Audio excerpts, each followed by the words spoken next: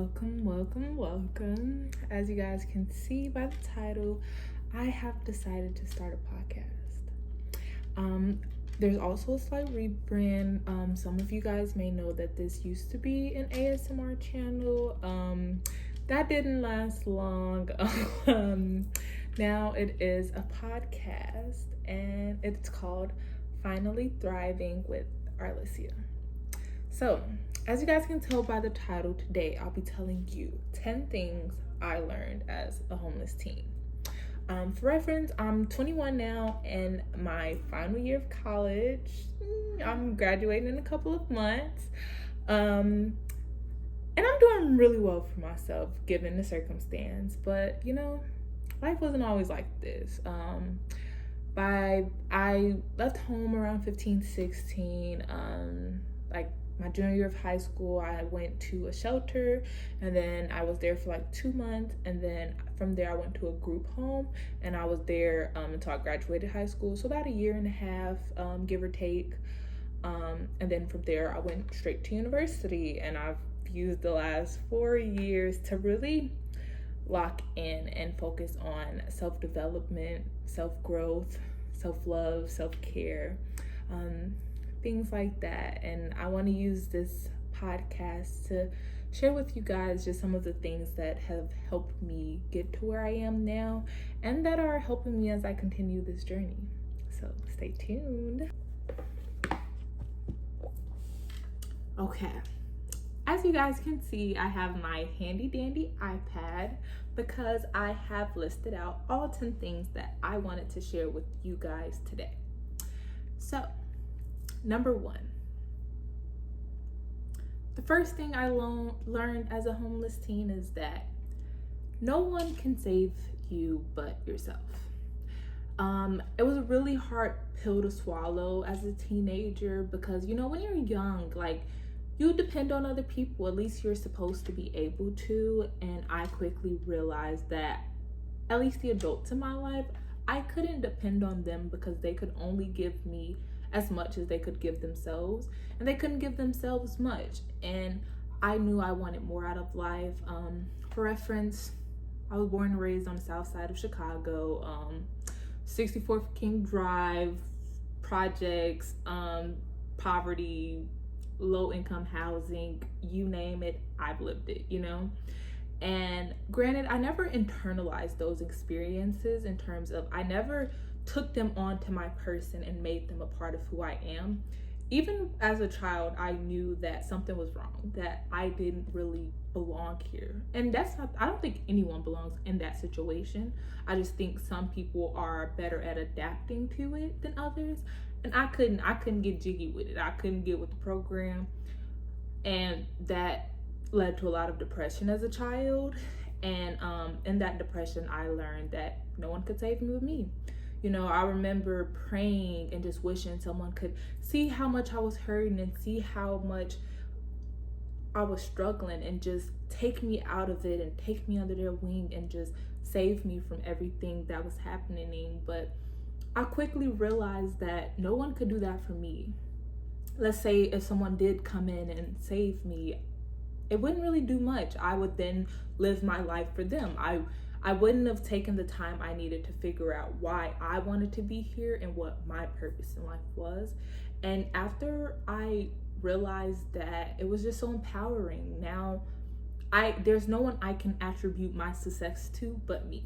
And as a people pleasing, and I was had very low self-esteem as a child, that's powerful for me, and I hope that may resonate with you guys. The second thing that I learned is that kindness will literally take you places. I can't stress this enough. I've always been a very happy-go-lucky person. I've always been very smiley. That's always been a part of me. And even through my darkest times, Lord knows I smiled through it all. And I saw how powerful that was. I saw when I was failing some of my classes, but you know, the teachers loved me and they knew that I was a hardworking student. And once I told them the situation I was in, they were able to be lenient with me. And you know, not all my teachers, but you know, some of them, they looked out for you, girl. My counselors, they nominated me for rewards that meant that, you know, my junior and senior year of high school, I was getting paid to go to high school. And it wasn't much, but it was enough to get me by. It was enough to make sure I had the necessities that I didn't have. And me being kind to those counselors and me, you know, sharing my story with them helped me get those resources. And even with the group home I was in, it was a very good group home. And honestly, that year and a half was some of the best time of my life. And it was because I was kind to people, and so people were kind to me, and I will always be grateful for it. The third thing I learned as a homeless teen is that every experience, good or bad, is a chance for you to learn. A chance for you to learn more about yourself, more about the world you live in, more about others, and more about how you interact with the world around you. I've been in some pretty jacked up situations, but I noticed that my mindset through it all helped me get through them. Like if something bad was going on or there was a hardship going on, throughout everything, I tried to prioritize learning. I'm failing a class. Okay, what am I doing wrong? What am I doing right? How can I go from here? There's someone that I'm not getting along with necessarily. What am I learning about them? What am I learning about myself? I'm learning what kind of friends I want, what kind of people I want in my circle, and what kind of people probably aren't what's best for me in my circle. And I feel like that ideology can be applied to every aspect of life, and it'll really help life be a little easier. Life will never be easy, but it'll be a little bit easier. The fourth thing I learned as a homeless teen is that everything is temporary. Nothing lasts forever, guys. Literally nothing lasts forever. It cannot rain all the time. Same way it may not always be sunshine and rainbows. And I think there's a beauty in that. You know, I remember being depressed as a child and just thinking to myself, like, this is gonna, like, I'll never get out of this. I saw no light at the end of the tunnel at all. And I quickly realized over guys, how much my life has changed in the last, 4 or 5 years, 6 years is insane. Going from being a sophomore in high school, depressed and anxious, jumping from friend house to friend house, jumping from family member to family member, to a shelter, being there, and that was his own experience, to being in a group home, to living in a dorm, to getting my first apartment, to getting this apartment. And so much has happened along the way. I've learned so much, and it just shows me that nothing is temporary. And I hope you guys can take that and run with it, because no matter what you're going through, no matter where you're at in life, it won't always be the way. And it's up to you to decide what path you're going to take to lead you to a different place. Okay. 5. The fifth thing that I learned as a homeless teen is to take pride in your struggles and adversities. I know I'm saying this now because, like, hindsight, because at the time in high school, I pretended to be okay so much because again, south side of Chicago, and then I went to, when I got in, it was the #1 high school in Chicago, and it was a PWI. There was like I was one of 7 to 10 black kids in my class, you know, and over time it has gotten more diverse, but when I got there, guys, culture shock up the baloo-hoo. You're talking to someone who, up until high school, I genuinely thought like white people were fake. Like, obviously I've seen them on TV, like they just felt so far from me, so like I've never had a genuine one-on-one with a peer of mine that was white, you know.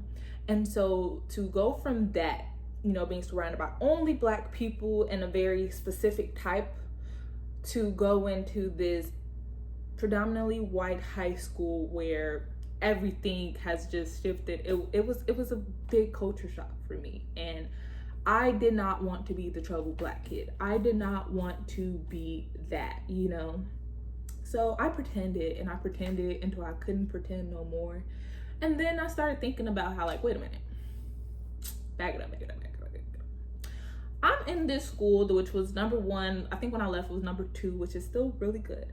I'm in this good high school, right? And I'm here in the same room, in the same classrooms as kids who didn't have everything handed to them. And that's not to say that's a bad thing. I love that for them. But I would compare myself. I started to realize, like, wait, I don't have half. I don't have a tenth of the stuff that this kid has, and yet I'm still sitting here in the same classroom as them. If they have parents who can take them to school, who can pay for them to go to school, who can wash their clothes, who could make sure they're fed, make sure that they have everything that I need and still be here, right? In this classroom working hard. And me, someone who hasn't had anything handed to them, who has to provide everything for themselves, who has to wake up at 5 a.m. to get to school, getting home at 9 p.m., 14, 15, 16, 17. I started to take pride in the fact that I was strong enough to do those things, because not everyone can. Not everyone can handle that adversity. Not everyone can get through that fight. And God gave me that battle because he knew I could get through it. And I learned so much along the way, and I have such a deep appreciation for life now because of it, that I had to realize, like, yeah, I was homeless, and what about it? Yes, I lived in a group home. Now what? Yes, I'm from the projects Indian. I just feel like we live in a world where there's like stereotypes are so prominent, and we are, I don't know, it's like we're put inside these boxes and we're told that these specific characteristics attribute to people in those boxes. And I had to realize, like, no, yeah, I may have experienced this or I may have experienced that, but that has no hold over who I am as a person and where I'm going in life. It's just the way to get there. 6. The sixth thing I learned as a homeless teen is that not everything is meant for everybody, and that's okay. That is so okay. Like, I don't know, I just remember growing up and I used to be seeing, I just saw these things. I was very observant. I'm looking at the people around me, I'm looking at how they're different from me, how they're similar to me, and I got to a point where, like, I wanted to dibble dabble in everything. Like, because everything was so new to me, I didn't have anyone to guide me. I just knew that I wanted to soak in as much as possible so that I could make educated decisions for myself, that I was down for whatever. I was dibbling and dabbling in everything, regardless of how I felt about it. Honestly, I didn't even know how I felt about it. I didn't know who I was as a child, as a teen. It's only these last couple of years that I've really figured it out and solidified it, who I am. So, I don't know, I just tried everything, and I had to realize that, like, I don't have to try everything. I don't have to be okay with everything. I'm no longer in a position where I have to constantly change and adapt to other people. The only person I have to change and adapt to now is myself, and then my close friends, partners, etc. Outside of that, it's me and what I want and what I want to do, and that's okay, and I love that for me. 7. The ability to adapt is severely underrated. Because, let me tell you, I'm someone I don't care who you put me in the group with, I promise you I'm gonna fit in. I'm gonna fit right on in. I'm gonna be real homie, real cozy, because nothing surprises me at this point. Like, it's very weird that I get surprised at this point. Like, I can go be in the hood with my family and we're gonna have a time. I could be with the white folks and we'll have a time. I could be with international students, we'll have a time. I could speak a little Korean, I could do a little Japanese. You like anime? Me too. You like K-drama? Me too. You listen to K-pop? Oh, BTS had me in a chokehold. Oh, Summer Walker. What? Like, hey, I get jiggy with a little country music sometimes, for some good stuff. Like, and that has helped me a lot, because I've had to deal with so many different kinds of people, and each one was unique, and each one I learned something about myself, and I love that. So I'm telling you guys, the ability to adapt is severely underrated. You could put me in a room with a CEO, honey. Hi, how are you?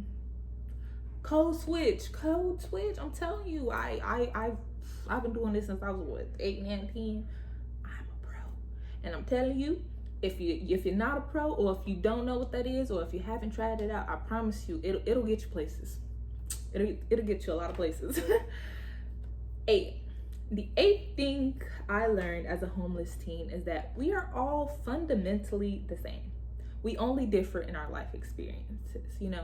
I used to think that there was this magical thing that separated me from everyone else, that separated me from rich people, that separated me from wealthy people, happy people, this kind of person, that kind of person. And I quickly realized that their character, who they are as a person, is what helped them get to the places that they're at. Like, just because I was raised in a project, or because I was on the south side of Chicago, that doesn't mean that I won't ever be anything in life. And it sucks that as a kid in that environment, that's kind of what we were being told. I was an exception because I did well in school, but for the most part, everyone is basically taught that, like, this is it. These are your cards, deal with it. This is all you get, this is all you ever gonna get, and it's all that has ever been given, And so it created this mental set in my head of like me versus them. That's for them, that's not for me. And I quickly realized that fundamentally we're all the same. We all gotta eat, we all gotta drink, we all need a place to live. Like, there isn't anything separating you from the person you want to be but you. Once you get over you and you break the mental sets and the things in your head that are telling you you can't, you will. Clock that to you. The 9th thing I learned is that it's okay to ask for help. I cannot stress this enough. Oh my God, looking back.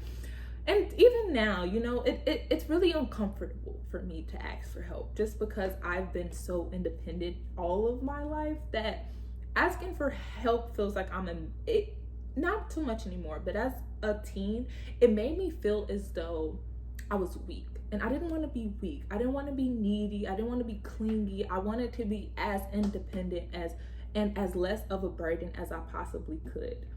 But I quickly realized that, I couldn't do it alone. I needed help occasionally. I needed the system to help me when it could, because child, I need some help, like 14, 15, 16, what could I do? I couldn't really get a job because school, I'm there for 8 hours plus 4 hours just to get to and from school, and I still gotta get some sleep, like it wasn't like I could get a job and try and do school at the same time in high school. It wasn't like there wasn't many things that I could do. And so I had to get over it. I had to talk to my counselors. I had to get a therapist. I was in therapy all 4 years of high school, and I love that for me because they got me in touch with social workers, and those social workers got me in touch with the shelter, and that shelter got me in touch with the group home, and that group home got me in touch with a bunch of other things. I was a first generation college student, so being in that group home while applying for colleges, surrounded by people who'd been to college, staff members that have been to college, was a very big blessing. I had people who was up to 10, 11, 12 p.m. helping me write out my college essays, people who look over them to me. They are reaching out to people. They're connecting me to people who could then help me, And I wouldn't be where I'm at now if not for those people. So if you're watching this, thank you. But for everyone else, it's okay to ask for help, but everybody needs help sometimes, and that's okay. Someone help you help someone else, and that's how the world goes round. And finally, the 10th thing that I learned is that taking time to heal is crucial. You really have to sit with yourself and figure out who you are and what you want out of life. There's so many things that I had to unpack, so many things that I had to unlearn about myself and about the world in order to move forward. You don't realize how much baggage you have until you sit down with it and unpack it and be like, okay, I don't need this anymore. oh, I want this. This can stay with me. I need this. I like it, but I can get rid of it. Oh, I don't like this, but I feel like I have to have this because of X, Y, and Z. But really, I have to, you know? And take that time. Take as much time as you need. For the last 4 years, guys, I've been healing. I've been healing. I've been working on how I eat. I've been working on my relationship with God. I've been working on my relationship with myself, my relationship with the people in my life, and my relationship with the world. Like, it was a lot. It was a lot that I had to unpack and a lot I had to figure out about myself, but I wouldn't change it for the world. So I hope this video helped someone, anyone, and